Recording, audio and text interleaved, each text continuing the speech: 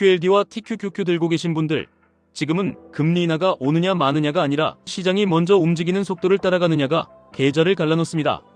금리 인하가 확정된 뒤에 포지션을 잡으면 대부분의 수익은 이미 끝나 있습니다. 그래서 지금 필요한 건 예언이 아니라 포지셔닝입니다.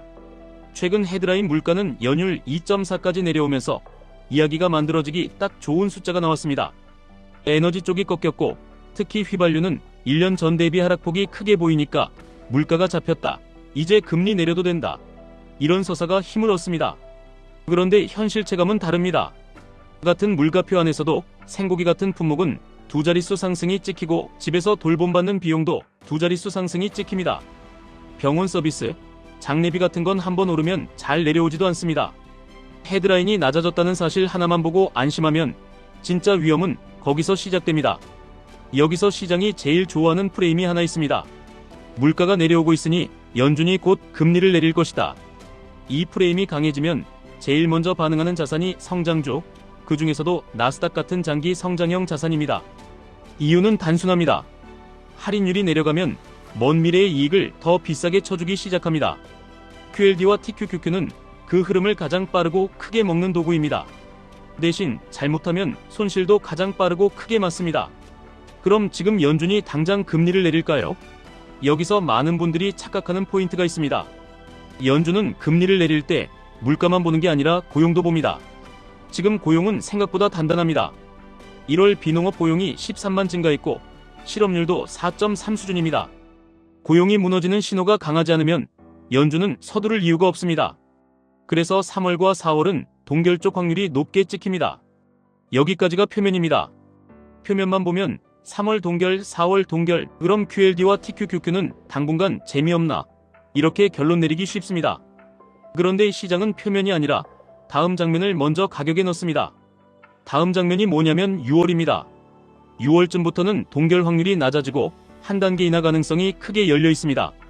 지금 시장 내재 확률만 봐도 6월은 인하 쪽 무게가 동결보다 큽니다.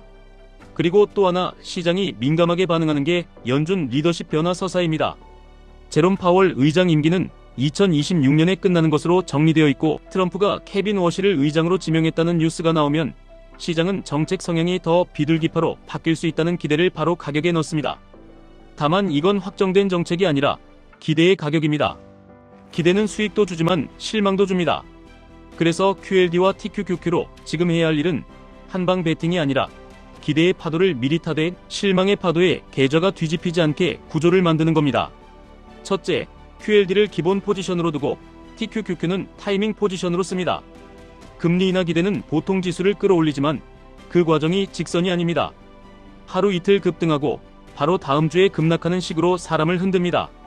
이 구간에서 TQQQ를 기본으로 깔아두면 멘탈이 먼저 무너집니다.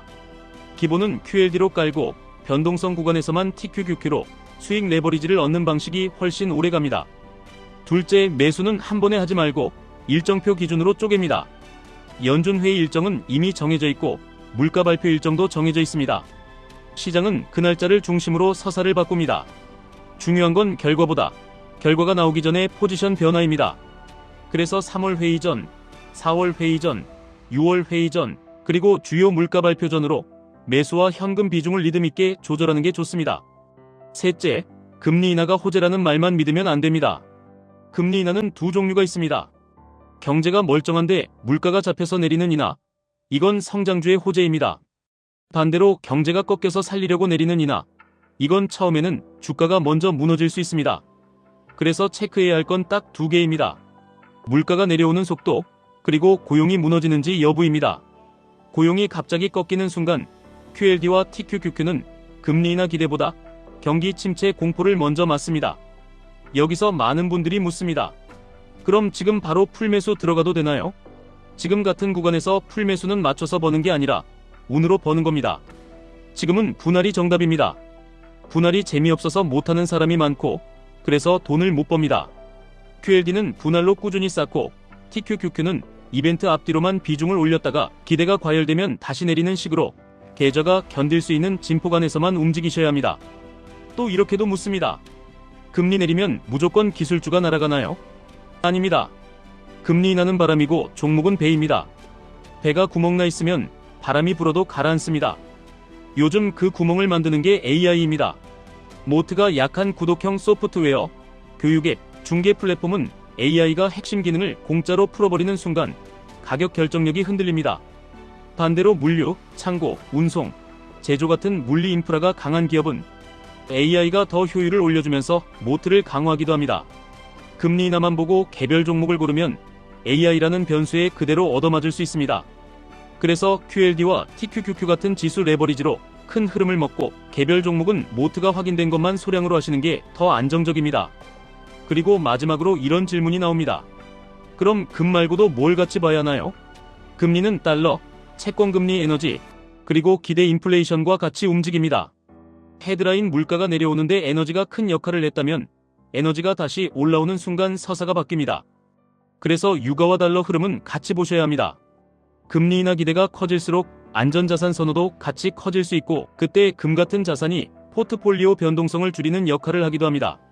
다만 QLD와 TQQQ를 하시는 분들에겐 금을 수익용으로 보기보다 멘탈, 방어용으로 보시는 게 현실적입니다. 정리하겠습니다. 물가가 2.4로 내려왔다는 숫자 하나로 게임이 끝난 게 아닙니다. 고용이 아직 단단해서 연준은 서두르지 않을 수 있습니다. 그래서 3월, 4월은 동결 가능성이 높게 찍힙니다. 그렇지만 시장은 6월을 보기 시작했고 그 기대가 커질수록 나스닥이 먼저 움직일 확률이 높아집니다. 여기서 QLD와 TQQQ는 가장 강력한 무기입니다. 대신 무기에는 안전장치가 필요합니다. QLD로 기본을 깔고 TQQQ는 타이밍으로만 쓰고 일정표 기준으로 분할하고 물가와 고용이 꺾이는 방향이 나오면 레버리지를 줄이고 다시 서사가 살아날 때 늘리는 이 리듬이 계좌를 살립니다. 마지막으로 한 문장만 더 드리겠습니다. 금리 인하를 맞추는 사람이 돈 버는 게 아니라 금리 인하 기대가 커지는 구간에서 계좌가 안 깨지는 사람이 돈을 법니다. 지금까지 1분 투자 하이젠버그였습니다.